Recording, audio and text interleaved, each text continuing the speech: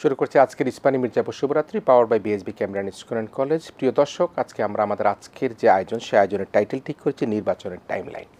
এ বিষয়ে কথা বলবার জন্য আমাদের সাথে অতিথি হিসাবে স্টুডিওতে উপস্থিত রয়েছেন দৈনিক আমার দেশের বার্তা সম্পাদক সাংবাদিক জায়েদ চৌধুরী রয়েছেন আমার সাথে, আমাদের ভাই, এবং আরেকজন অতিথি রয়েছেন সাবেক ছাত্রনেতা এবং রাজনৈতিক বিশ্লেষক ব্যারিস্টার আলমগীর হোসেন রয়েছেন, তিনি আমাদের সাথে।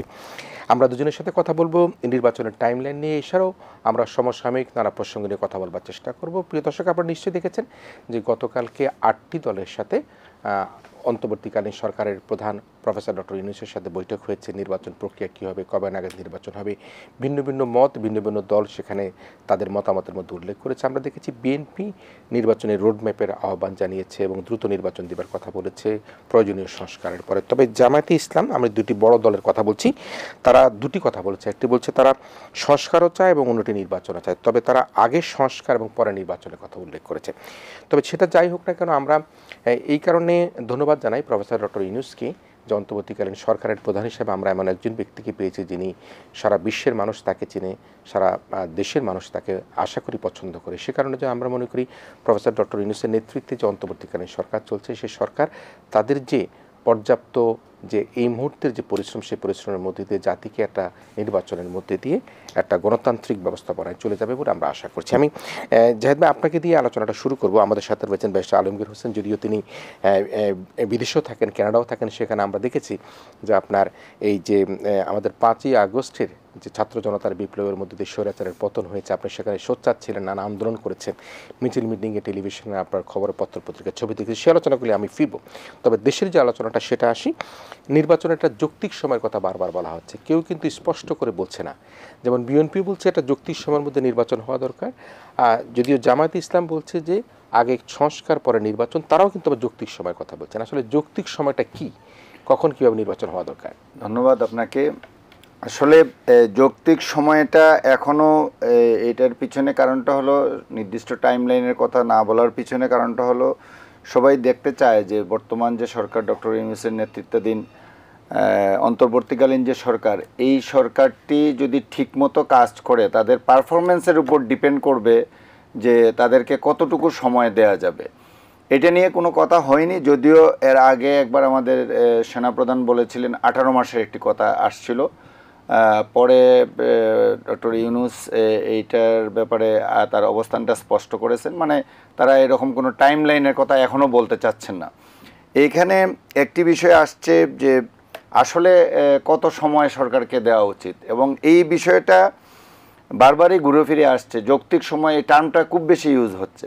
এটা ইউজ হওয়ার পিছনে আমি বলবো যে এখানে সবাই দেখতে চায় সরকার কাজ করছে, তাদের পারফরমেন্সের উপর ডিপেন্ড করবে কতটুকু সময় যৌক্তিক। এখন যদি আমরা সংস্কার কাজটা করে নির্বাচন করতে চাই, যে সংস্কারের কাজটুকু আগালো কিনা, তো এটা নিয়ে নানা প্রশ্ন আছে। যে সংস্কার কাজটা অনেকেই অভিযোগ করছেন একটা ডিমে তেলে গতিতে চলছে, যদিও সরকারের তরফ থেকে এটা কিন্তু ডিনাই করা হয়েছে যে না, তারা কাজ করছে। কিন্তু আমরা দেখতে পাচ্ছি যে সংস্কারের জন্য যে 8টা কমিটি করা হয়েছে, এই কমিটিগুলোর এখন পর্যন্ত গত মাসের 11 তারিখে এটার কমিটির প্রধানের নাম ঘোষণা করা হয়েছে।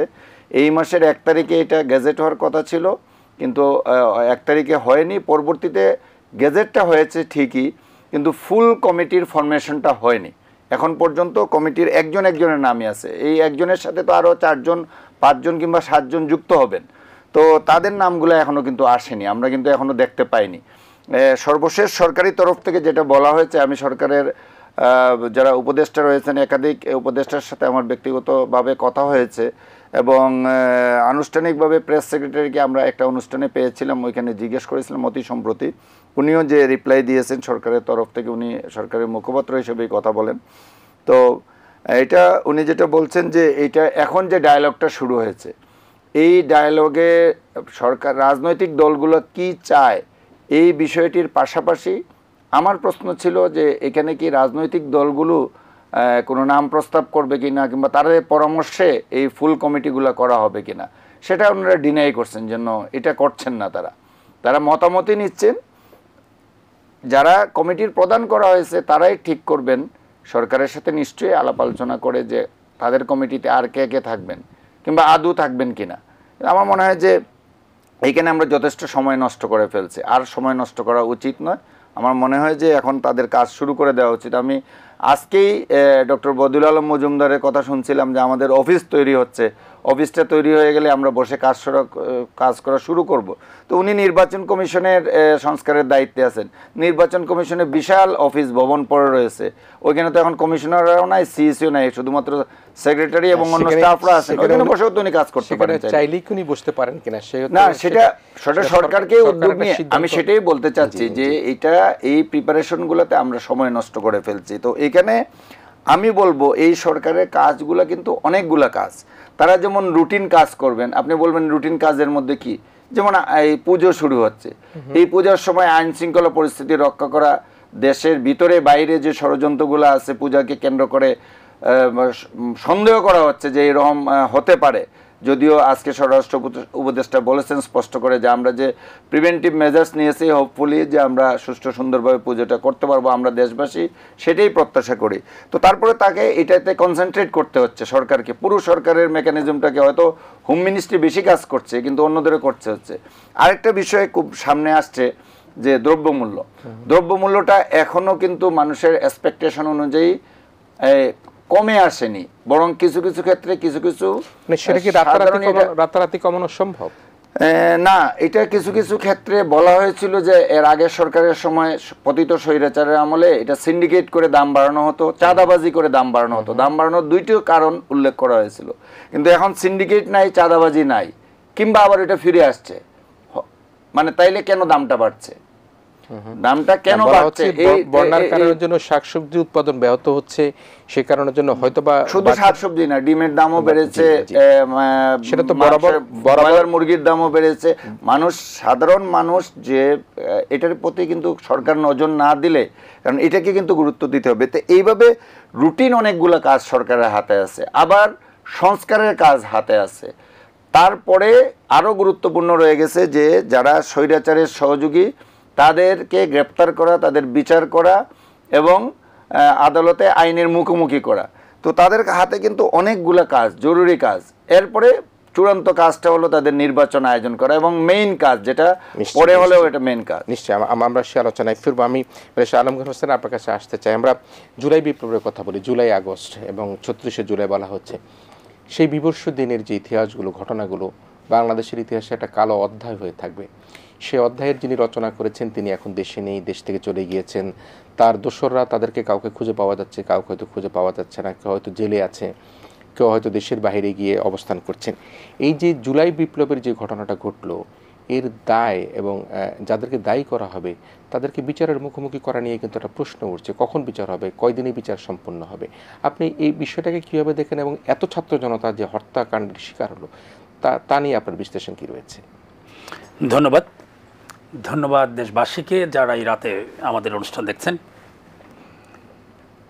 আমার শ্রদ্ধা যারা জীবন দিয়েছে এই আন্দোলনে, তথা গণতান্ত্রিক আন্দোলনে দীর্ঘ 16 বছর বা 15 বছর এই দেশে।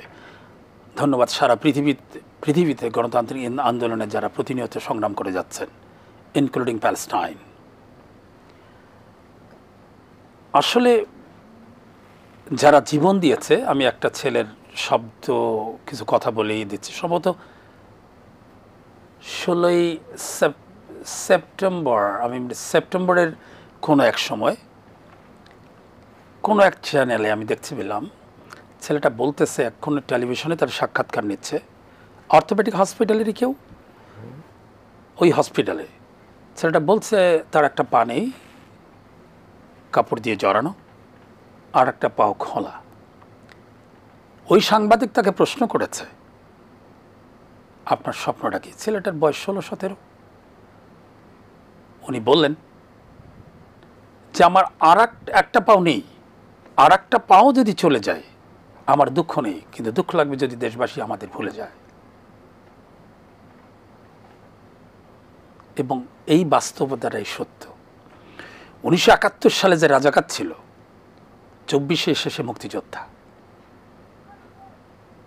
1990-তে যে রাজাকার ছিল, মানে স্বৈর শাসকের পক্ষে ছিল, সে আজকের মুক্তিযোদ্ধা। 24-এ যে রাজাকার আওয়ামী লীগের কথা বলেন, শেখ হাসিনার শাসক তার সঙ্গীরা যারা ছিলেন, আমি শঙ্কিত, তারাও একসময় এসে বলবে আমি মুক্তিযোদ্ধা। বিচারহীনতার কারণেই এটা ঘটছে। 1971 সালেও বিচার কিছু হয়েছে, সরাসরি শুট আউট হয়েছে। আমার ভাই শহীদ হয়েছে 71 সালে, আমিও গ্রেপ্তার বরণ করি, আমি নির্যাতন ভোগ করি। কিন্তু ওই সময় আমি দেখেছি মুক্তিযোদ্ধাদের একটা অংশ রাজাকারদের একটা অংশকে মেরে ফেলছে এবং মানে শুট আউট, কোথাও জবাই দিয়েছে। 90-এর সময় নূর হোসেনের কথাই মনে করেন, তার সেই গণতন্ত্র মুক্তি পাক, স্বৈরতন্ত্র নিপাত যাক, এই স্লোগানটা দিয়ে যখন মুখরিত হতো বিশ্ববিদ্যালয় চত্বর সারা দেশ, সেই স্বৈর শাসকের কিছু কিছু অংশ কিন্তু বাংলাদেশের পরবর্তীকালে গণতান্ত্রিক আন্দোলনে বলছে আমরা সঙ্গী, এবং এখনও বলার চেষ্টা করছে। যদিও ওই পতিত আর এই পতিত, দুই পতিতেরই প্রেম ছিল, এত 15 বছর ধরে বিচার হয়নি। আজকের বিচার হওয়ার লক্ষণটা আরও কম। মাফ করবেন, দেশবাসীর কাছেই বলছি এবং যারা শহীদ হয়েছে তাদের মা বাবার উদ্দেশ্যে বলছি, মানুষ ভুলে যায়। বাঙালি জাতি সবচেয়ে বড় রোগ হচ্ছে ভোলার রোগ। ওরা কালকে 2 মাস আগে যে ক্রোধ ছিল সেই ক্রোধটা এখন নাই। আমার অবজারভেশন, ভুল হতে পারে। কারণ আপনি দেখবেন যে গ্রেপ্তারের ক্ষেত্রেও কাউকে ধরছে, কাউকে ছাড়ছে, কাউকে বলার সাথে সাথেই জেলখানা নিয়েছে। আমিও জেলখানা ছিলাম বহুদিন, 85-এ প্রায় 4 মাস। কিন্তু প্রসঙ্গে এই নমনীয়তা কেন? কেন আমরা সোচ্চার করে বলতে পারি না? আমার মনে হচ্ছে যে আমি এয়ারপোর্ট থেকে যখন আসি তখন রাস্তার দুপাশে শুধু মহাত্মা গান্ধীর ছবি। আমি সার্কাস্টিক্যালি বলছি, ক্ষমা করার জন্য একটা প্রতিযোগিতা চলছে, কে কত ক্ষমা করতে পারে। যেই জামাত 1971 সালে তার কর্মের জন্য জাতির কাছে আজও ক্ষমা চায়নি, সেই জামাত এখন বলছে ক্ষমা করে দিলাম। কেন? আজকে ডিএমপির কমিশনার বলছে মামলা হলেও ধরা যাবে না। এটা ফৌজদারি আইনে, কি কারণে জানি না, কি কারণে সেনাবাহিনী প্রায় 626 জনকে আশ্রয় দিলেন চিহ্নিত, কেউ মনের সুখের আশায় ক্যান্টনমেন্টে আশ্রয় নেয়নি। তারা অপরাধে সংশ্লিষ্ট ছিল, প্রমাণিত, দৃশ্যত। এবং বাংলাদেশের যদি 18 কোটি মানুষ থাকে, তার অন্তত 14-15 কোটি এখন কিন্তু সাংবাদিক, সবার কাছে একটা ফোন আছে, ছবি তোলে। যে নিশ্চয়ই আপনার কাছে বিশ্লেষণ। আমি একটা বিষয় একটু মোটা দাগে শুনতে চাই, সেটি হচ্ছে যে জুলাই বিপ্লবে যারা হত্যাকাণ্ড ঘটালো, আপনি বলছেন তাদের কেন গ্রেপ্তার করা হচ্ছে না, তাদের শাস্তির আওতা আনা হচ্ছে না, এর দায়ভারটা আসলে মূলত প্রধানত কার কাছে যায়? যিনি দেশ থেকে চলে গিয়েছেন হেলিকপ্টারে করে, তার নির্দেশে হয়েছে, নাকি না রাজনৈতিক কোনো সিদ্ধান্ত হয়েছে, 14 দলের সিদ্ধান্ত হয়েছে? ওই জায়গাটাকে আপনি কীভাবে দেখেন? আমি এটা পরিষ্কার, এটা 14 দলের একার সিদ্ধান্ত নয়, আওয়ামী লীগ সরাসরি সংশ্লিষ্ট। আপনি দৃশ্য তো দেখেন, সেনাপ্রধান বললেন যে এত লোক আছে, তার লিস্ট এখন পর্যন্ত প্রচার করা হয়নি। তারা কিভাবে কোথায় গেল তারও কোনো আকার নেই। আমি 5ই আগস্ট আগের কথা বলছি। আগের যে ঘটনা, এটা আসলে 14 দল বলতে এক দলই ছিল, আওয়ামী লীগ, অন্যরা পাপেট ছিল। শেখ হাসিনা যা বলে জাস্ট মাথা নয় কুর্নিশ করতেন, নাথিং এলস। যদিও অনেকে সমালোচনা করেন, এখন দায় দিচ্ছেন, না না না সব প্রধানমন্ত্রী করেছে, তৎকালীন প্রধানমন্ত্রী বা স্বৈর শাসক বা মুখ্যমন্ত্রী যাই বলেন। যেহেতু ভারত, এক্ষেত্রে আমি আর একটা দায়ী করি, শুধুমাত্র শেখ হাসিনাও দায়ী না। আমার ব্যক্তিগত মতামত হচ্ছে এই সমস্ত স্বৈর শাসনের যে কাজগুলো লাস্ট 15 ইয়ার্স যে আশ্রয় দিয়েছে, প্রশ্রয় দিয়েছে, সমর্থন করেছে, সে ভারত। এই ভারতও অন্তত এই হত্যাকাণ্ডে সংশ্লিষ্ট, আমার ব্যক্তিগত মত। কারণ ভারত যদি একটা স্বচ্ছ নির্বাচন দিত, এই হত্যাকাণ্ড ঘটত না। এই শেখ হাসিনার পতনের জন্য সে ভারত দায়ী।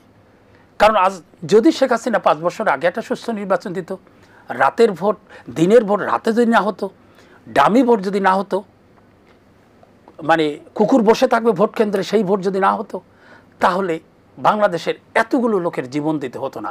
পৃথিবীর ইতিহাসে দিনের আলোয় দৃশ্যত এত মৃত্যু ঘটেনি।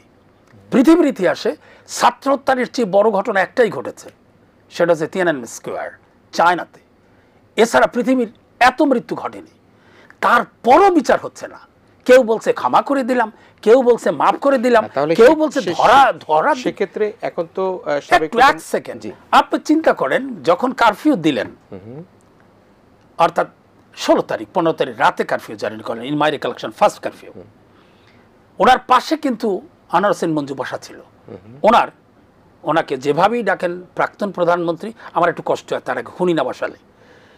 কাকে খুনি না বসালে বলছেন? শেখ হাসিনাকে। আচ্ছা, আমার একটু কষ্ট হয়। মানে আপনি কি চাচ্ছেন? অবশ্যই তাকে খুনি বলতে হবে। কাকে? খুনি হাসানে বলতে হবে। অনেকে বলে ফ্যাসিস্ট সরকার, wrong concept.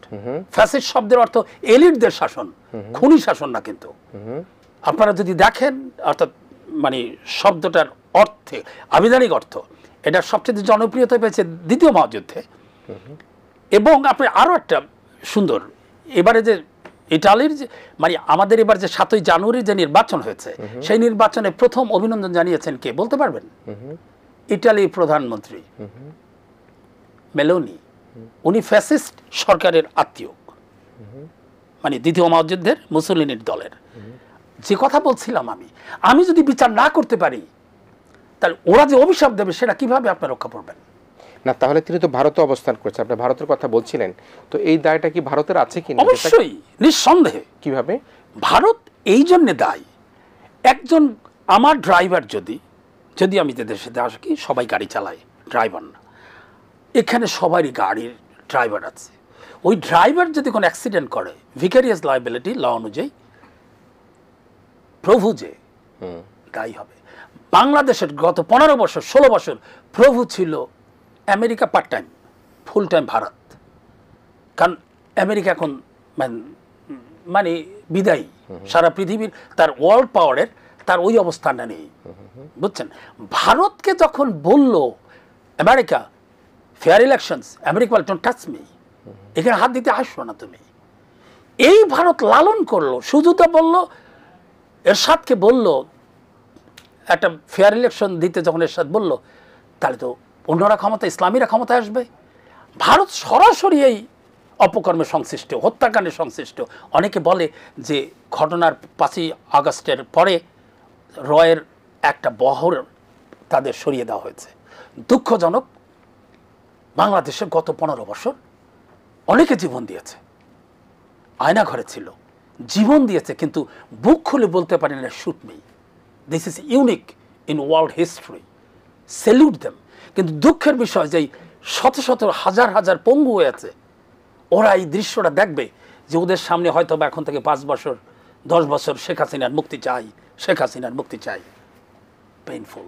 Anwar Hossain মঞ্জুকে arrest করার পরেও কোন খেলায় ছেড়ে দেওয়া হলো?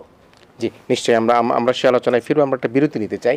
প্রিয় দর্শক, আমরা শুনছিলাম নির্বাচনের টাইমলাইন নিয়ে, এবং সেই নির্বাচনের টাইমলাইন নিয়ে আমরা দেখলাম আমাদের দুজন অতিথি কিন্তু সমসাময়িক নানা প্রেক্ষাপট নিয়ে কথা বলছে। আমরা একই আলোচনায় আবার ফিরে আসবে। প্রিয় দর্শক, আপনাদেরকে ছোট একটা বিরতির পর আবার আমাদের সাথে অংশগ্রহণ করবার জন্য অনুরোধ রইল। স্পেয়ার মির্জাপুর শুভরাত্রিতে আবারও ফিরে এসেছি। অতিথি হিসেবে রয়েছেন সাংবাদিক জাহিদ চৌধুরী, রয়েছেন সাবেক ছাত্রনেতা রাজনীতি বিশ্লেষক ব্যারিস্টার আলমগীর হোসেন, রয়েছেন আমাদের সাথে। আমি জাহিদ ভাই আপনার কাছে আসতে চাই। আজকে আমাদের সম্পাদক মাহমুদুর রহমানকে দেখলাম প্রেস ক্লাবে বেশ বড় একটা আয়োজন করা হয়েছে। নানা শ্রেণী পেশার মানুষ এবং সাংবাদিকরা তাকে অভিনন্দন জানিয়েছে, ফুলের শুভেচ্ছা জানিয়েছে।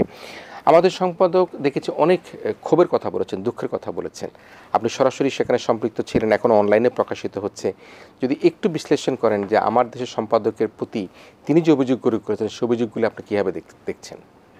আসলে আমাদের সম্পাদক মাহমুদুর রহমান সাহেব গত 16 বছরে, বিশেষ করে আমি যেটা বলবো যে 2008 সাল থেকে শুরু করে এখন 2024, তো 8 সালেই উনি প্রথম বলা যায় যে সাংবাদিকতায় আসছেন।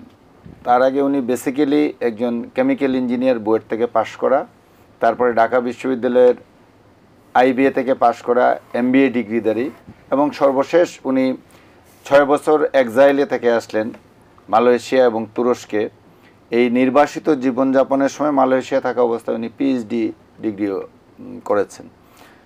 এবং উনি 2008 সালে সাংবাদিকতায় আসেন। প্রথম উনি 111-এর সরকারের পরে নয়া দিগন্তে এবং অন্যান্য কয়েকটা পত্রিকায় লেখালেখি করছিলেন। এক পর্যায়ে উনি আমার দেশের সম্পাদক এবং মালিকানার দায়িত্ব নেন। এরপর থেকে উনি আমার দেশ পত্রিকাটাকে অন্যায় অবিচার এর বিরুদ্ধে এবং দেশের স্বাধীনতার সপক্ষের একটি মিডিয়া হিসেবে দাঁড় করাতে চেয়েছিলেন, এবং সেখানেই সরকারের সাথে তার বিরোধের সূত্রপাত। ফেসিবাদী হাসিনা সরকার শুরু থেকেই, মানে ওই সরকার যখন দায়িত্ব গ্রহণ করলো তার 1 বছরেরও কম সময়ের মধ্যে যখন আমার দেশে আমরা একটা দুর্নীতির রিপোর্ট প্রকাশ করলাম, শেখ হাসিনার পুত্র সজীব ওয়াজেদ জয়ের দুর্নীতি নিয়ে 6 কলমে একটা রিপোর্ট ছাপা হয়েছিল। কোন সনে এটা? এটা 2009 সালের ডিসেম্বরের ঘটনা বলছি আচ্ছা আপনাকে। তো এখানে এটা কম্প্রেসার এই স্থাপন নিয়ে, সিলেটে একটা কম্প্রেসার গ্যাসের একটা কম্প্রেসার স্থাপন নিয়ে এখানে একটা 300-400 কোটি টাকার মতো একটা দুর্নীতি ছিল। এই দুর্নীতির রিপোর্টে এটার সাথে জয় জড়িত ছিলেন। এই রিপোর্টটি ছাপাবার পরই এই যে শুরু হলো আমার দেশের বিরুদ্ধে সরকারের নানা নিপীড়নমূলক এবং মাহমুদুর রহমানের বিরুদ্ধে, সেটা শেষ দিন পর্যন্ত অব্যাহত ছিল। এবং তার ফলশ্রুতিতে কি হলো, 3 দফায় মাহমুদুর রহমানকে কারাবরণ করতে হয়েছে বাংলাদেশের ইতিহাসে, কিন্তু এরকম দ্বিতীয় ঘটনাটি আর নাই। এবং প্রথম দফায় উনি 10-11 মাস, তারপরে প্রায় 4 বছর, এবং সম্প্রতি উনি আরও 1 সপ্তাহের মতো কারাগারে ছিলেন। এবং তার উপর একাধিকবার হামলা হয়েছে। আপনারা কুষ্টিয়ার হামলার ঘটনাটা সারা দেশবাসী বিশ্ববাসী দেখেছে। তাকে হত্যার উদ্দেশ্যে তার উপর হামলা চালানো হয়েছিল। তার বিরুদ্ধে 104টি মামলা দায়ের করা হয়েছে, এবং এখনও 160টি মামলা। সর্বশেষ উনি যখন দেশে ফিরে আসেন, 6 বছর নির্বাসনে থেকে ফিরে আসলেন, তখনও তার বিরুদ্ধে 160টি মামলা ঝুলন্ত ছিল। এবং একটি ঘটনায়, প্রথম ঘটনাটি যেটা বললাম সেটার কারণে 26টা জেলায় মামলা হয়েছিল, এবং তার বিরুদ্ধে সারা দেশে 63টি জেলায় 64টি জেলায় কম বেশি মামলা দায়ের করে এই ধরনের। সেটা আমি একটু সংক্ষিপ্ত করে বললাম। এবং আমার দেশ পত্রিকাটি প্রথম 2010 সালে বন্ধ করে দেওয়া হয় ঠুনকো অজুহাতে, এবং দ্বিতীয় দফায় 2013 সালের 11ই এপ্রিল বন্ধ করে দেওয়া হয়। আজ পর্যন্ত পত্রিকাটি বন্ধ রয়েছে। তো এটা আমি সংক্ষিপ্তভাবে বললাম। আজকে উনি সাংবাদিকদের সঙ্গে মত বিনিময় করেছেন। এই মুক্ত স্বাধীন দেশে উনি ফিরে এসেছেন। ফিরে আসার পর জেলে গেছেন, আদালতে গেছেন, এবং জেল থেকে মুক্ত হয়ে আজকে উনি জাতীয় প্রেস ক্লাবে সাংবাদিকদের সাথে মত বিনিময় করেছেন। একটা সংবাদ, মানে অনেক সময় ভালো সংবাদগুলো কিন্তু আমাদেরকে জানাতে হবে। আমরা দেখেছি প্রফেসর ডক্টর আসিফ নজরুল এবং আমাদের তথ্য উপদেষ্টা যিনি রয়েছেন, তারা কিন্তু এই যে সাংবাদিক এবং সাংবাদিকতা যে যে কানুনটা রয়েছে সেটি কিন্তু তারা বন্ধ করার কথাই কিন্তু উচ্চারণ করেছেন। আমি প্রফেসর ডক্টর আসিফ নজরুল স্যারকে ধন্যবাদ জানাই, মানে ভেরি লার্নেড পারসন। এবং ওই জায়গাটায় যেই কানুনটা রয়েছে, যে আমরা এই যে ডিজিটাল যে অ্যাক্টটা রয়েছে, সে একটা কারণের জন্য আমরা দেখেছি কিন্তু জেলখানায় মারা যেতেও দেখেছি।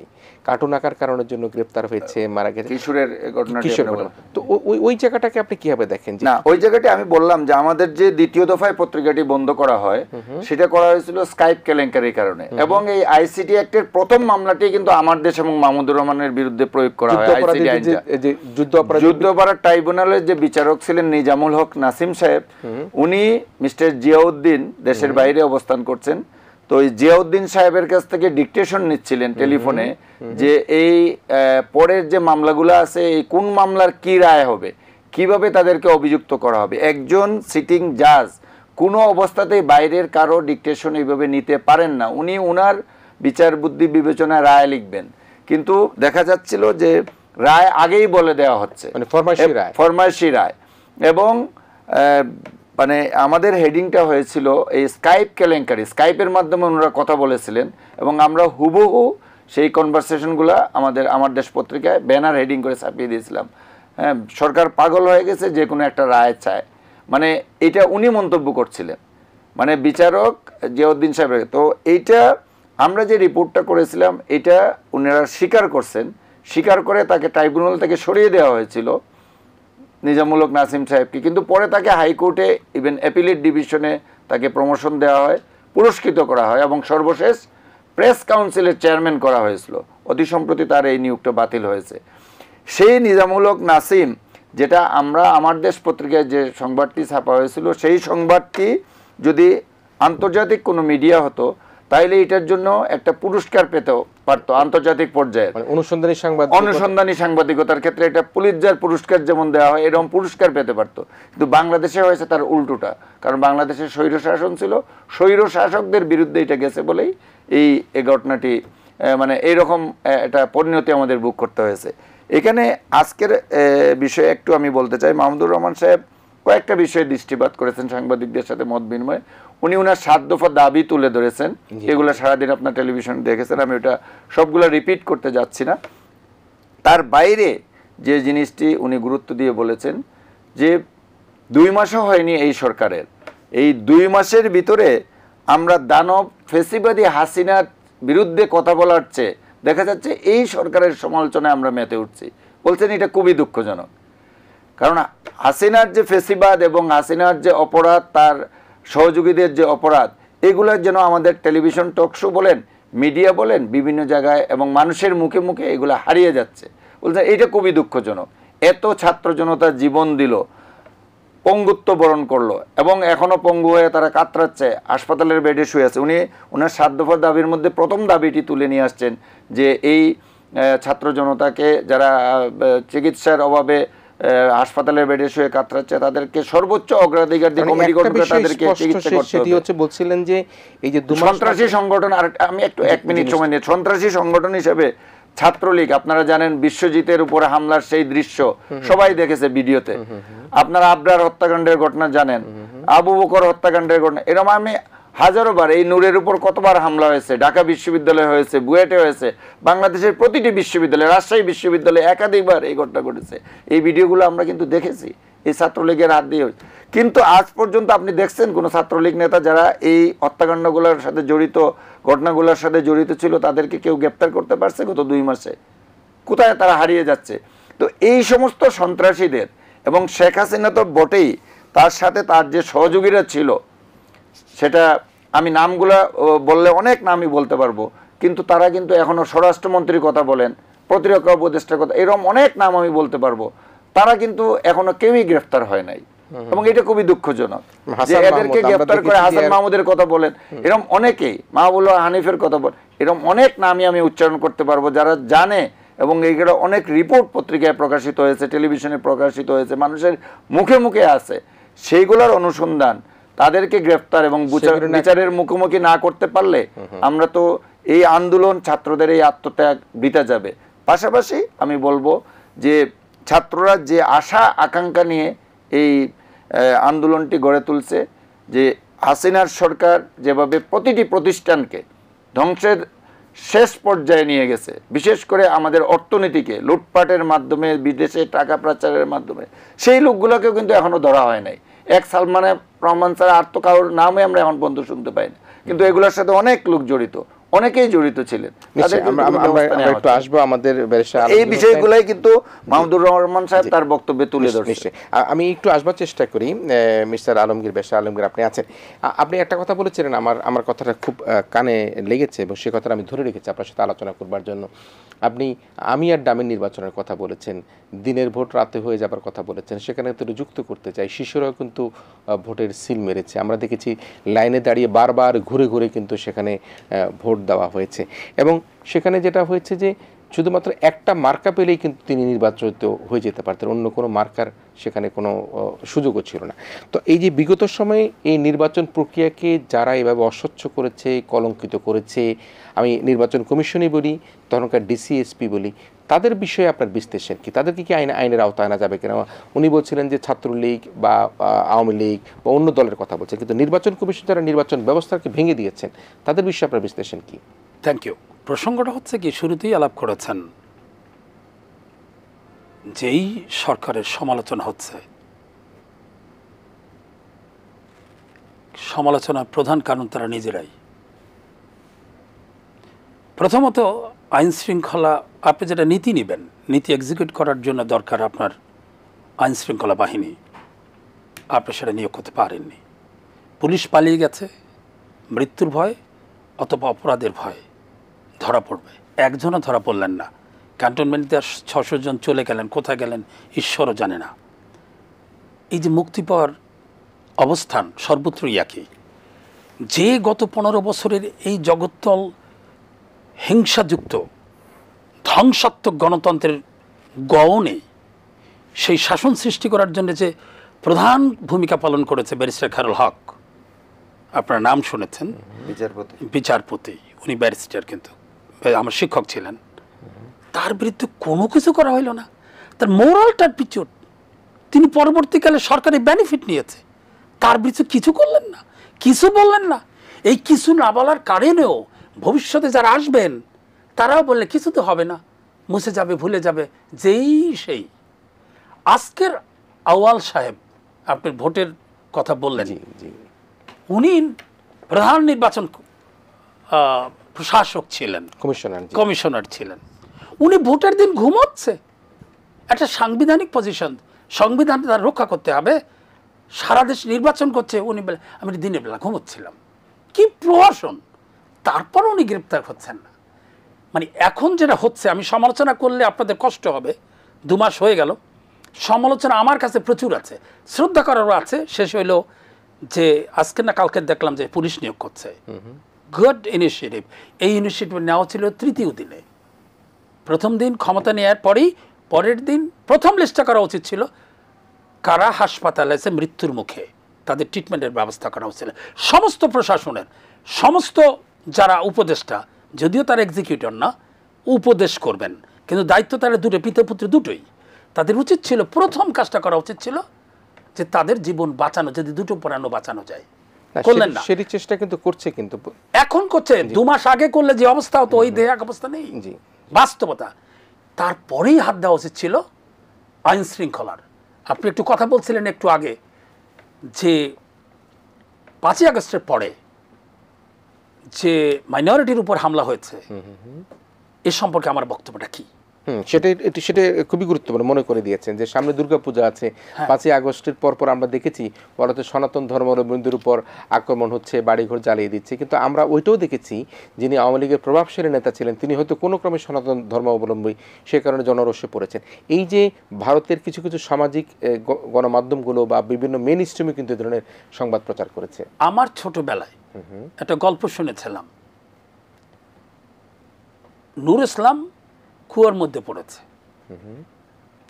তখন চিৎকার করে বলছে আমাকে তুলে নাও, তুলে নাও, আমি নূরা, আমারে তুলে নাও। নূরা মরতেছে, গেল, কেউ আসেনি। যখন বলল ইসলাম গেল, ইসলাম গেল, সব দৌড়ে আসছে, ইসলাম যাচ্ছে, তুলে নাও। এখানে হিন্দুদের সেই একই একটা পর্ব শুরু করেছে। সে চরম অপরাধী হলেও আমি হিন্দু, আমি মুক্ত, মানে তারা কোনো অপরাধ করতে পারবে না, তারা আওয়ামী লীগ হলেও সমস্যা, তারা হিন্দু বেঁচে যাবে, ধরা যাবে না, তাদের বিচারও করা যাবে না। আমি সিম্পল উদাহরণ, পরশুদিন আমার বাড়িতে একটা দোয়া অনুষ্ঠান হয়েছে, আমার গ্রামের যত হিন্দু আছে তাদের সেপারেট তাদের খাসি জবাই দিয়ে ব্যবস্থা করা হয়েছে, এবং পুরোহিতের ওদেরই লোক রান্না করেছে, আর মুসলমানদের জন্য আলাদা রান্না করেছে। প্রায় 200 হিন্দু আসছে, প্রায় 2,500 মুসলমান আসছে। এই সম্প্রীতিটা গ্রামে এখনও বিদ্যমান। এখন আমি যদি হত্যাকারী হই, আমি হিন্দু হলাম, তাতে আমি মুক্তি পাবো কি করে? ঘটনা কিছু ঘটেছে, আর বেশি প্রচার হয়েছে। 15 বছর এই যে কোটা বিরোধী আন্দোলন করেছেন, একটা কোটা কিন্তু কেউ জানেন না। বাংলাদেশ পুলিশে আপনি অন্তত 50%-এর উপরে ওই মাইনরিটি নেওয়া হয়েছে। ওই মাইনরিটি হতে হবে না গোপালী হতে হবে, দুটোর একটা থাকতে হবে। এখন একটা মানুষের তো খুব থাকবে, কিন্তু স্যালুট করা উচিত যে যাওয়ার প্রচার করেছে বেশিরভাগই মিথ্যা। আল জাজিরা তারা তদন্ত করেছে, বিবিসি তদন্ত করেছে, ম্যাক্সিমাম যে হোটেলকে বলেছে এটা তো মন্দির, এবং প্রচার করেছে। মানে কি, মানে প্রচারণা। আপনি যদি পশ্চিমবঙ্গের ওই সময় বাংলা, স্পেশালি রিপাবলিক বাংলার যদি প্রচারণা দেখতেন, মানে বাংলাদেশ মানে টোটাল আফগানিস্তান হয়ে গেছে। সেন্ট মার্টিনস আমেরিকা দখল করে নিয়ে গেছে। মুসলমান তালেবান, বাংলাদেশ সব শেষ হয়ে গেছে। 71-এর যে বিজয় ছিল সেটা পুরো ধ্বংস, কিচ্ছুই ঘটেনি, সবগুলোই ছিল প্রচারণা। এখানে কিছু সুবিধাভোগী লোক আছে, এক কাজে 2 কাজ করেছে, সেটা সত্য। সেই সত্যটাকে অসত্য করা যেত যদি এখানে পুলিশ বাহিনী কাজ করত। এখানে উচিত ছিল, এই সরকারের প্রথম ব্যর্থতা, আজকে 2 মাস হলেও এই যে পুলিশ নিয়োগ করছে, এইটা 3য় দিনে হওয়া উচিত ছিল যে আপনারা পুলিশে এবং এসআই পদে যারা যেতে আসতে চান ছাত্রদের মধ্যেও নিতে পারতেন, আপনি 50,000 নিয়ে নিতেন। Come on, protect the country, protect the law, most important. এখনও মানুষ 10টার পরে এই শহরে হাঁটে না, ভয় পায়। আপনি সেটা করেননি, 2 মাস পরে করেছেন, স্যালিউট ইউ। আমি সেদিন একটা টকশোতে বলেছিলাম যে ইউক্রেন যুদ্ধের পরে within a week Russia and Ukraine both governments they order আমার প্রাক্তন সেনাদের এবং প্রাক্তন পুলিশদের মানে কন্ট্রাক্ট ভিত্তিতে সেনাবাহিনীতে যুক্ত হওয়ার জন্য। আমরা কেন করলাম না এটা? যাই হোক, 2 মাস পরে হলেও এই কাজটা হয়েছে, অভিনন্দন। আসল যে আলোচনা করেছিলেন, আমাকে বলেছিলেন, আপনি হেডলাইনে লিখেছেন, আমি জানি না কত সময় পাবেন, সেটা হচ্ছে ভোটের তারিখ নিয়ে। আমি সেটা নিয়ে কি বলবো? জি, আমরা একটা বিরতির পরে সেই আলোচনাটা একটা বিরতির সময় আছে, এবং আপনি খুব উল্লেখযোগ্যভাবে বলেছেন যে 5ই আগস্টের পরবর্তী সময় বিশেষ করে আমাদের পার্শ্ববর্তী দেশের গণমাধ্যমগুলো যেভাবে অপপ্রচার করেছে সেগুলি বলছিলেন যে সবই হচ্ছে অসত্য। সেই অসত্যতার কথা আমরা শুনলাম। আমরা আমাদের অতিথি জাহিদ চৌধুরী আপনার কাছ থেকেও বিশ্লেষণ শুনলাম। আমরা বিরতির পরে আবার আসছি। প্রিয় দর্শক, আমরা এই দুজন অতিথিকে নিয়ে আবারও আমাদের বিরতির পরে ফিরে আসছি। আপনারাও আমাদের সাথে অংশগ্রহণ করবার জন্য অনুরোধ রইল। মির্জাপুর শুভরাত্রিতে আবারও ফিরে এসেছি। অতিথি হিসেবে আমাদের সাথে রয়েছেন সাংবাদিক জাহিদ চৌধুরী, ব্যারিস্টার আলমগীর হোসেন রয়েছেন আমাদের সাথে। আমরা ব্যারিস্টার আলমগীর সাহেবের সাথে কথা বলছিলাম এবং সেখানে অনেকগুলি গুরুত্বপূর্ণ কথা কিন্তু তিনি বলেছেন। বিশেষ করে এই যে একটি বিশেষ ধর্ম হলে যে আমি কোনো অপরাধ করলে আমি শাস্তি পাবো না, এবং হোটেলকে মন্দির বানিয়ে আগুন লাগানো দেখিয়ে সেখানে অপপ্রচার করা হয়েছে। আপনি কীভাবে বিশ্লেষণটাকে দেখছেন? স্বৈরাচারী হাসিনা ভারতে পালিয়ে যাওয়ার পর আমরা বাংলাদেশে দেখলাম ঢাকা শহরে শাহবাগে এবং পাশাপাশি বিভিন্ন জেলায় এটা একটা অর্কেস্ট্রেটেড একটা সাজানো ঘটনা আমরা দেখতে পেলাম, যেখানে ছাত্রলীগ, যুবলীগ, আওয়ামী লীগের লোকজন ঢুকে গিয়ে এবং কিছু মাইনরিটি হিন্দু ধর্মাবলম্বী লোকদের নিয়ে মিছিল মিটিং করা হলো। তারপর পরেই আমরা দেখলাম যে অনেকগুলো ঘটনা দেশের বিভিন্ন জায়গায় যেটা ঘটলো, কিছু ঘটনা ঘটলো এবং কিছু ঘটনাকে প্রচার করা হলো, এবং সবচেয়ে বড় প্রচারণাটা হলো ফেসবুকে এবং ভারতের মিডিয়ায়।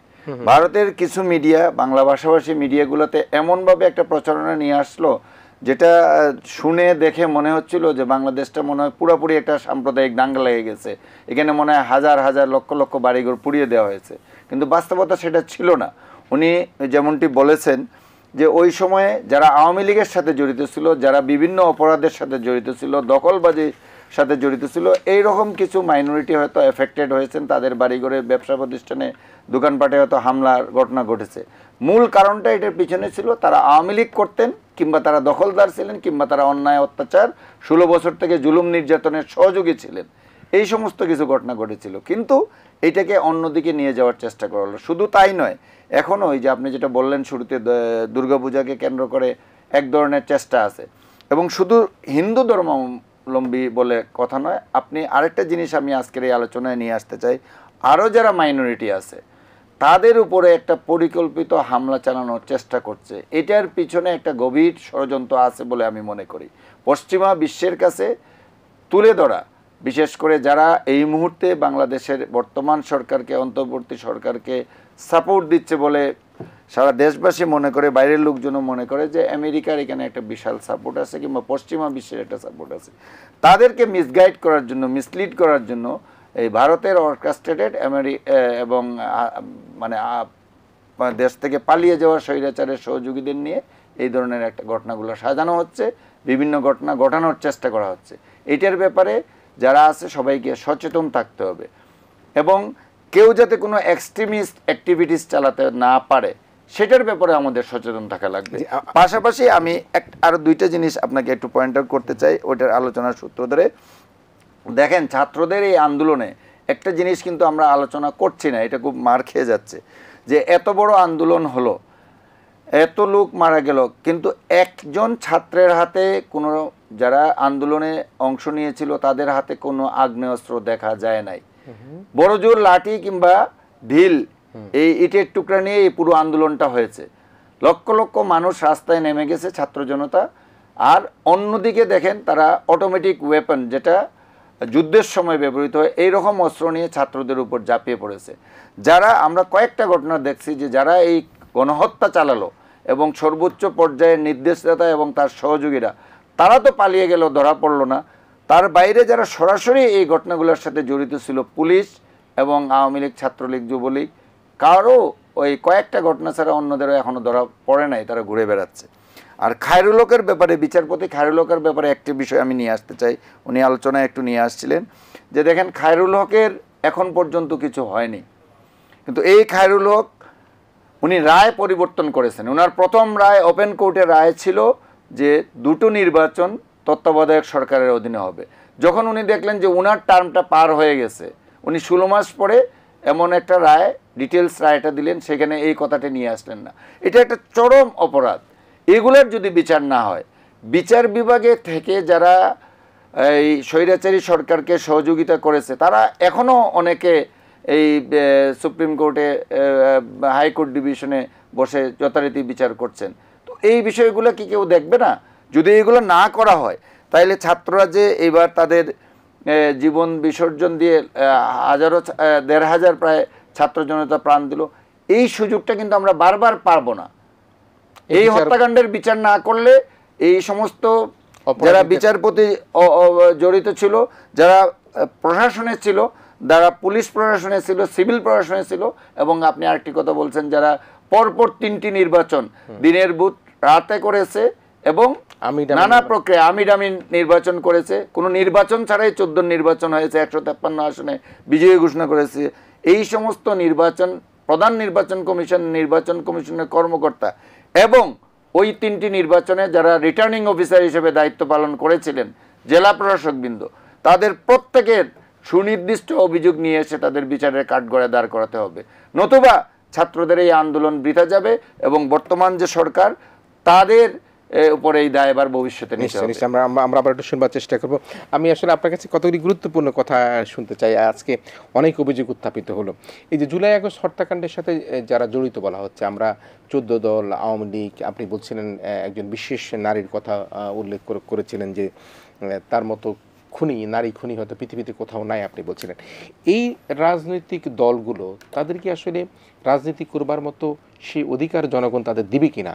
যারা এই হত্যাকাণ্ডগুলি ঘটিয়েছে, যারা এই পঙ্গুত্ব বরণ করে এখনও যারা হাসপাতালে কাতরাচ্ছে, চোখ অন্ধ হয়ে গিয়েছে, যারা মাথায় গুলি লেগেছে, কানে গুলি লেগেছে, নাকে গুলি লেগেছে, তাদের রাজনীতি করবার অধিকার জনগণ তাদেরকে দিবে কিনা ভবিষ্যৎ রাজনীতিতে? আমি আগেই বলছি, সমস্যা হচ্ছে বাঙালি ভুলে যায়। কিন্তু আমার ব্যক্তিগত মত, বিচার যদি না হয়, মানে সেই রবীন্দ্রনাথের ভাষায়, আমি তো দেখেছি প্রতিকারহীন শক্তের অপরাধে বিচারের বাণী নীরবে নিভৃতে কাঁদে, এটাই সর্বত্র। অবশ্য রবীন্দ্রনাথ কনফ্লিক্টিং আর একটা শেষ মানে বাক্য বলেছে, যাহারা তোমায় বিষাইছে বায়ু নিভাইছে তবু আলো, তুমি কি তাদের ক্ষমা করিয়াছ, তুমি কি বেসেছ ভালো। মানে দুটোই একই কবিতায় বলছেন উনি, বলা মুশকিল তো। কিন্তু বাংলাদেশের এই মাটিতে অবিচারী হয়ে গেছে। আপনারা বৈষম্য বিরোধী আন্দোলনে যারা রক্ত দিয়েছে, জীবন দিয়েছে, ওদের কাছে কি উত্তর দেবেন? এটা আমার প্রশ্ন। যদি বিচার না হয়, সদম্বে হেঁটে বেড়াবে কিছুদিন পরে। কারণ অনেক কানা ঘুষোঘুষি আমি শুনছি গ্রামে। কেউ বলছে জামাতের সাথে আওয়ামী লীগের সম্পর্ক হয়ে গেছে, কারণ ও তো ক্ষমা করে দিয়েছে। কেউ বলছে কি হবে তাহলে, উত্থান হবে আবার সেই খুনিদের, আবার শুনতে হবে সেই স্লোগান, কষ্ট পাবে। কিন্তু আপনি ভাবতে পারেন ক্ষমা করবেন কি করে? লাস্ট 15 ইয়ার্সে এত জঘন্য আচরণ করেছে বাংলাদেশের, আপনি শুনলে অবাক হবেন, রন্ধ্রে রন্ধ্রে অপরাধ, রন্ধ্রে রন্ধ্রে। আমি একজন, কালকের আমি বরিশালে ছিলাম, পিরোজপুরের একজন নেতা ছিলেন, এখন পালিয়েছেন। উনি বলছেন যে বলসান নদীর পানিও যদি শুকিয়ে যায় আমার অর্থ শুকোবে না। দম্ভ করে জনসভায় দাঁড়িয়ে বলছে। মানে এত অর্থ, এবং গ্রামীণ জনপদে মানুষের লোভ, গ্রিড তীব্র করেছে। আপনি ক্ষমা করবেন কি কারণে, কেন? যেই মানুষগুলো, খালেদা জিয়া 80 বছর বয়সেও ক্ষমা পায়নি, একটু ভালো আচরণ পায়নি, মৃত্যুর প্রহর গুনেছে প্রতি মুহূর্তে, তারে ক্ষমা করবেন কি করে? ইভেন আজকেরও তারা প্রকৃত, এবং তারেক জিয়ার মামলা কিন্তু তেমনই রয়ে গেছে, তার কিন্তু জামিন হচ্ছে না, তার মাতৃভূমিতে কিন্তু আসার সুযোগ হচ্ছে না। তার মা অর্থাৎ প্রতি মুহূর্তে মৃত্যুর আনন্দ বা যন্ত্রণা দুটোই ভোগ করেছে। তার ভাই অলমোস্ট তার মানে যেই নির্যাতন করেছে তার পরিপ্রেক্ষিতে মারা গেছে। তার পিতা সেও শহীদ হয়েছে, তাদের মতে নিশ্চয়ই যারা বিএনপি করে শহীদ হয়েছে দেশের জন্য, সেও নির্যাতন ভোগ করেছে। আজকের মুক্ত আকাশে, মুক্ত বাংলাদেশে এখনো কিন্তু আসার কোনো তার সুযোগ নাই, গন্ধও নাই, চলছে না। এখন আপনি মুক্ত করবেন বিচার ছাড়া? আওয়ামী লীগ গত 15 বছরে এত নির্যাতন, এত নিকৃষ্টতা করেছে, হত্যাকাণ্ড করছে, যত অপকাম কোনোটাই বাদ নাই। একটা আওয়ামী লীগের কোনো শিক্ষিত লোক ছিল না, মানবিকতার লোক একজনও ছিল না, দেশপ্রেম কি কারোর মধ্যে ছিল না? একটা লোক পদত্যাগ করে নাই যে আমি হে শেখ হাসিনা তুমি যা করছো এটা আমি মানি না, আমার বিবেককে মানাতে পারি না, আমাকে গিভ আপ করো। একজনও না। কোনো শিক্ষক বা কোনো কর্মচারী, কোনো দেশবাসী, কোনো প্রতিষ্ঠান থেকে একটা লোক রিজাইন করে না। তো সেই আওয়ামী লীগকে আপনি চুমো খাবেন? ৭১ স্বাধীন হওয়ার পরে জামাত কিন্তু রাজনীতি করতে পারে নাই বহু বছর, আজ পর্যন্ত। দ্বিতীয় মহাযুদ্ধের পরে এখনও কিন্তু ফ্যাসির সংগঠন জার্মানিতে বা হোল ইউরোপে ওই নামে রাজনীতি করতে পারছে না। যদিও অধুনা ডানপন্থীরা, ওই মানে হিটলারপন্থীরা, নাজিপন্থীরা ইউরোপে চমৎকারভাবে এগিয়ে যাচ্ছে। কিন্তু আমার দেশে যদি মিনিমাম বার্তা না হয়, আপনার এই রক্ত শুকাবার আগেই যদি রক্তকে করে আবার দাঁড়িয়ে যায়, তখন ওই কবর বা শ্মশান থেকে চিৎকার করে আসবে, হে তত্ত্বাবধায়ক সরকার, সরি ইন্টারিম গভর্নমেন্ট, তোমরা ধ্বংস হও। জি, নিশ্চয়ই আমরা অনেক কথা শুনলাম। নিশ্চয়ই আমরা একটা সৌন্দর্যের মধ্যে দিয়ে আগাতে চাই এবং আমাদের অন্তর্বর্তীকালীন সরকার সব চেষ্টাই করছে। আমি যাবে একটা জায়গায় আসতে চাই, সেটি হচ্ছে যে এখন ভাই যে কথা বললেন, গুম খুন হত্যা রাজনীতির কথা বললেন, আওয়ামী লীগের বাংলাদেশের রাজনীতি করার অধিকার আছে কিনা, তার কথার মধ্যে কিন্তু সেটি স্পষ্টত হয়ে গেল। একটি লোকও কিন্তু দেখা গেল না, সেখানে অনেক বুদ্ধিজীবী ছিল, ভিসি ছিল, অধ্যাপক ছিল, সচিব ছিল, কেউ কি সেই পতিত সরকারের এই অন্যায়ের বিরুদ্ধে একজন লোকও কি পদত্যাগ করতে পারেনি? তিনি কিন্তু মোটা দাগে উল্লেখ করেছেন। আমি যে প্রশ্নটি আপনাকে করতে চাই সেটি হচ্ছে কি, এখন তো একটা নির্বাচনের প্রস্তুতি, নির্বাচন কালের একটা সময় এসছে, হয়তো বা কিছুদিন পরে ইন্টারিম গভর্নমেন্ট তাদের সুযোগ মতো একটা নির্বাচনের ঘোষণা দিবেন। যদি এই পতিত সরকারের পক্ষ থেকে নির্বাচন করবার জন্য নেতৃত্ব দিবার মতো, অংশগ্রহণ করবার মতো কাউকে যদি খুঁজে পাওয়া না যায় বা কেউ যদি না আসে বর্তমান প্রেক্ষাপটে, তাহলে সেই নির্বাচন আবার আওয়ামী লীগ বিহীন নির্বাচনটা কীরকম হবে?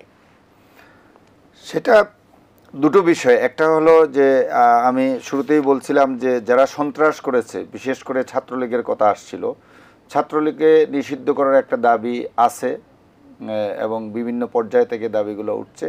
কী কারণে? তাদের সন্ত্রাসের মাত্রা, তাদের নাম ধরে আমরা দেখেছি, কখনো হেলমেট বাহিনী নাম ধরে, কখনো মোটরসাইকেল বাহিনী নাম ধরে, কখনো নানা নামে তারা, এবং নিজেদের নামেই তারা বিভিন্ন ধরনের সন্ত্রাস চালিয়েছে এবং চূড়ান্ত পর্যায়ে সন্ত্রাস চালিয়েছে। তা এর পাশাপাশি তাদের যে মাদার অর্গানাইজেশন আওয়ামী লীগ, তারাও গত 15 বছরে এই যে অপরাধগুলো করেছে, এই অপরাধের পরে উনি যথার্থই বলেছেন ব্যারিস্টার আলমগীর সাহেব যে এই অপরাধের পরে সারা বিশ্বের যে নজিরগুলো আছে, এইরকম স্বৈরাচারের পতনের পর, এই সব ফেসিবাদের পতনের পর তারা দীর্ঘদিন রাজনীতির মাঠ থেকে তারা আইন করে হোক এবং দেশের মানুষ জনগণ হোক, তাদেরকে প্রত্যাখ্যান করে থাকে। আমার ধারণা বাংলাদেশের মানুষ অত তাড়াতাড়ি এই আওয়ামী ফেসিবাদদের গ্রহণ করবে না। এখন সরকার তাদের নিষিদ্ধ করুক কিংবা না করুক, এবং এই মুহূর্তে এখন পর্যন্ত তারা মাঠে আসেনি, কিন্তু ভবিষ্যতে যে তারা আসবে না সেটারও নিশ্চয়তা কেউ দিতে পারছে না।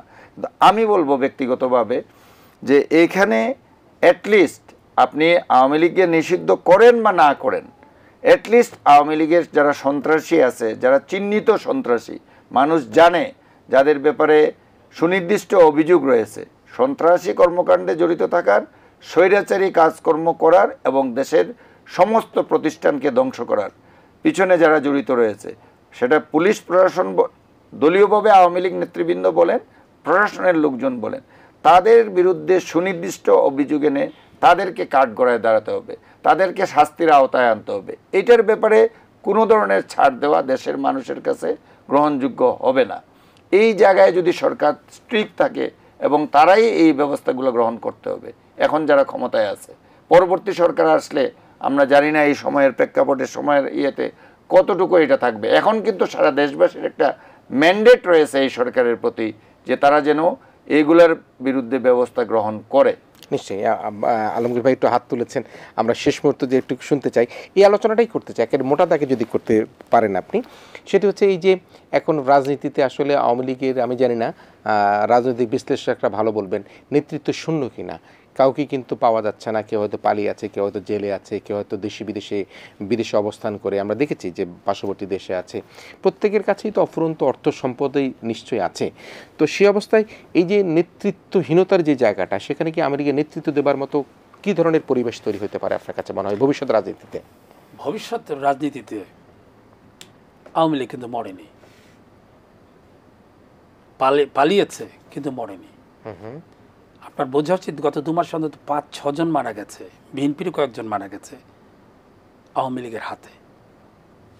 সেনাবাহিনীর গাড়িতে হামলা করা হয়েছে, সেনা অফিসারদেরকে রক্তাক্ত করা হয়েছে গোপালগঞ্জে, এবং কিছুদিন আগেও বিএনপির এক নেতাকে হত্যা করেছে। ওরা কিন্তু মরেনি, ওরা পালিয়েছে।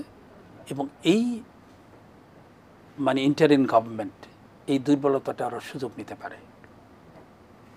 অর্থাৎ তাদেরকে সবই আছে, মানি আছে, মাসেল আছে, দুটোই আছে। এখন পর্যন্ত অস্ত্র সব উদ্ধার করা হয়নি, ওর কাছে সবই আছে। সচিবালয় আছে, পুলিশ আছে, প্রশাসন আছে, ডিসি সাহেব আছে, ইউনো সাহেব আছে, এমন কেউ নেই তাই নেই। অনেকে এইটা বলে বিপ্লব, আমি ভিন্ন মত। একটা রিসাফেল হয়েছে, রক্তের বিনিময়ে কিছু লোক হয়তো বা প্রতিষ্ঠিত হবে, কিন্তু প্রকৃত গণতন্ত্র প্রতিষ্ঠা করা কঠিন হবে, কারণ ওর কাছে সবটাই আছে। আজকের সচিবালয় তারা এখন আপনি দেখবেন, আমি সেদিন ইভেন যেদিন শপথ পড়ে সেদিনও কিন্তু প্রেসিডেন্ট ওই আগের মন্ত্রই বলছে বাংলাদেশ দীর্ঘজীবী হোক। ওই মন্ত্র থেকে দূরে যায়নি কিন্তু, এবং এই মন্ত্র এখনও তারা নিয়ে চলছে। যেই প্রসঙ্গ নিয়ে আজকের আলোচনার প্রধান বিষয় ছিল সেইটা কিন্তু এখনও আলোচনা হয়নি। জি, শেষ করছি আমরা নির্বাচনের রোড ম্যাপ, জি টাইমলাইনটা আমরা, জি টাইমলাইনটা আসলে 15 বছর মানুষ ভোট দিতে পারেনি। এটা একটা যন্ত্রণা ছিল, অবিচারের শিকার হয়েছে। একটা প্রতিনিধিত্বশীল একটা সফল নির্বাচন চাচ্ছে, নিরপেক্ষ নির্বাচন, যেখানে এই নির্বাচন করা খুবই কঠিন। আমি যারা নির্বাচন কমিশনার হবেন, দায়িত্ব নেবেন, তাদের কাছেও বলছি, আমি গ্রাম ঘুরে আসছি, যে এই নির্বাচনের মানি যে কি ফ্যাক্টর ভাবতেও পারবেন না। এবং সেই সঙ্গে আমি মানে বিএনপি নেতা এবং ভবিষ্যৎ কর্ণধার যদি ভোট দেয়, তার কাছে এক্সপেকটেশনটা অনেক বেশি জাতির। এই কারণ মানুষ চেয়েছিল অন্যায়ের বিরুদ্ধে একটা ন্যায়, ইনসাফ। সেই ইনসাফ পাওয়ার ক্ষেত্রে অন্তত তারেক রহমানের আরও বলিষ্ঠ ভূমিকা চায়। আমি দেখেছি গ্রামে, আমি ঘুরে আসছি কালকে মঠবাড়িয়া থেকে, যে এই 15 বছরে যতগুলো নির্বাচন হয়েছে, এই নির্বাচনে অনেকে, ইভেন বিএনপিরও কেউ কেউ বেনিফিট নিয়েছে। মানে ভোট কেন্দ্রে ভোট যাওয়া বা না যাওয়ার জন্য পার্টির সিদ্ধান্ত ছিল, কোথাও না কোথাও আতাত করেছে, সেটি আপনি বলতে চাচ্ছেন। এবং সরাসরি অর্থ দিয়েছে। জি, যে আমরা আমি এখন টাইমের কথাটা বলছি। জি জি, টাইম আমার ব্যক্তিগত মতে কমিশন সংস্কার করা এবং এক্সিট করা টাফ, খুবই টাফ। শুভবুদ্ধির পুলিশ দরকার, এই শুভবুদ্ধির ডিসি দরকার, শুভবুদ্ধির টিএনও দরকার। এগুলো কখন করবেন, কিভাবে করবেন? এবং সবচেয়ে ঘুমমুক্ত নির্বাচন প্রশাসক দরকার, মানে যে নির্বাচন করবে। দিনের বেলা ঘুমাবেন না জেনে আর কি। নিশ্চয়ই আমরা একেবারে শেষ করছি। এক সেকেন্ড আমি বলে দিচ্ছি আপনাকে, যে প্রধান কাজ হচ্ছে এই মুহূর্তে এই সরকারের দ্রুততর সময় নির্বাচনটা দেয়া, আর না হইলে তারা সবই আবার হয়তো যাবে। সব মিলে কোনোটাই পারবেন না। জি জি জি, অন্তত রাজনৈতিক সরকারের কাছে দায়িত্ব দেয়া, এবং তারা অন্তত ঐতিহাসিক একটা দায়িত্ব পালন করা, যেটা সুষ্ঠু নির্বাচন করে। আমি নিশ্চয়ই একেবারে সময় শেষ, তবুও যাই আমি একটু প্রশ্নটা নিজেভাবেই করতে চাই, যেটি ব্যারিস্টার আলমগীর হোসেন বললেন, যে বিএনপির ভারপ্রাপ্ত চেয়ারম্যান জনাব তারেক রহমানের কাছে দেশ ও জাতির অনেক আশা, কারণ 15 বছরের যে জঞ্জাল, সেই জঞ্জাল দূর করবার পরে মানুষ অপেক্ষায় আছে তিনি নেতৃত্বে আসবেন। আপনি সে আশাটাকে কীভাবে দেখেন? আমি এখানে একটি কথা বলতে চাই, যে এই আন্দোলনটি ছাত্র জনতার নেতৃত্বে যে আন্দোলন হলো, এই আন্দোলনের যে আকাঙ্ক্ষা, এই আকাঙ্ক্ষা হলো এমন একটি প্রক্রিয়া দিয়ে যাওয়া জাতিকে, যাতে সুষ্ঠু নির্বাচন হয়। যাদের বয়স এখন 35 বছর তারা কিন্তু এখন পর্যন্ত ভোট দিতে পারেনি, কারণ তার 18 বছর হলে ভোটার রাইট হয়, এবং গত 15-16 বছর থেকে সে ভোট দিতে পারছে না। তাহলে 18 আর 16 হলো 34 বছর। 35 বছরের যারা হয়ে গেছে তারা এখন পর্যন্ত ভোট কি জিনিস সেটা জানে না। তো সেটা এনশিওর করা খুবই গুরুত্বপূর্ণ, এবং সংস্কারের মাধ্যমে অ্যাটলিস্ট আমি এই কথা বারবার বলছি যে সংস্কারের চূড়ান্ত যে কাজগুলো হবে সেটা রেটিফাই করতে হবে একটা নির্বাচিত সরকারকেই। পার্লামেন্ট ছাড়া এটা রেটিফাই করতে পারবেন না। কিন্তু বর্তমান সরকার যদি এটা একটা স্ট্রাকচার দাঁড় করিয়ে দিয়ে যায় এবং এটার ব্যাপারে একটা কনসেনসাস প্রতিষ্ঠা করে দ্রুত নির্বাচনের ব্যবস্থা করে, তখন যারা ক্ষমতায় আসবেন সেটা বিএনপির নেতৃত্বাধীন, তারেক রহমানের নেতৃত্বাধীন বিএনপির এই মুহূর্তে সম্ভাবনা তো প্রচুর, এটাই খুব স্বাভাবিক। এখন আমরা যা দেখছি আর কারো কোনো, কিন্তু যেই নির্বাচনে আসুক, আমার কথা হলো সবার অংশগ্রহণ, সবার বলতে জনগণের, সবার জনগণ স্বাধীনভাবে যাতে ভোট দিয়ে একটি সরকার প্রতিষ্ঠা করতে পারে, সেই সরকারের নেতৃত্ব যদি বিএনপির হাতে আসে, তারেক রহমানের হাতে আসে, তাহলে নিশ্চয়ই তাদের নেতৃত্বে আমরা এরকম বাংলাদেশ, জনগণের প্রত্যাশিত বাংলাদেশ পাবো। ধন্যবাদ সাংবাদিক জাহিদ চৌধুরী, ধন্যবাদ ব্যারিস্টার আলমগীর হোসেন। আলোর ঝলকানি বারবার আমরা আলোচনায় বুঝতে পারলাম হয়তো বিএনপির দিকে, এবং আশা ভরসার অনেক কিছু কিন্তু মানুষ তাদের দিকে তাকিয়ে রয়েছে। আমরা একটা জাতীয় সরকার বলি বা অন্য কোনো ফরম্যাটের সরকার বলি, কিন্তু আমাদের যেটি প্রত্যাশা সেটি হচ্ছে যে আমরা গণতন্ত্র চাই, আমরা অধিক গণতন্ত্র চাই, এবং সেই গণতন্ত্রের প্রত্যাশায় একটা মানবিক রাষ্ট্রের প্রত্যাশা আমরা আমাদের আজকের যে আলোচনাটি নির্বাচনের টাইমলাইন, নিশ্চয়ই আমরা আশা করব অন্তর্বর্তীকালীন সরকার দ্রুত সময়ের মধ্যে তাদের প্রয়োজনীয় সংস্কারগুলো করে একটা নির্বাচনের টাইমলাইন ঘোষণা করবেন, এবং সকল দলগুলির প্রস্তুতি গ্রহণ করে একটা জাতীয়ভাবে যে আমাদের যে সরকার গঠনের কথা বলা হচ্ছে, ভোটের সরকার গঠন করার কথা হচ্ছে, সরকার গঠিত হবে এবং বাংলাদেশ তার গণতন্ত্র ফিরে পাবে। এই আশাবাদ ব্যক্ত করে আজকের মতো ইস্পাহানী মির্জাপুর শুভরাত্রি এখানে শেষ করছি। আপনারা ভালো থাকবেন, সবাই মিলে ভীষণ ভালো থাকবেন।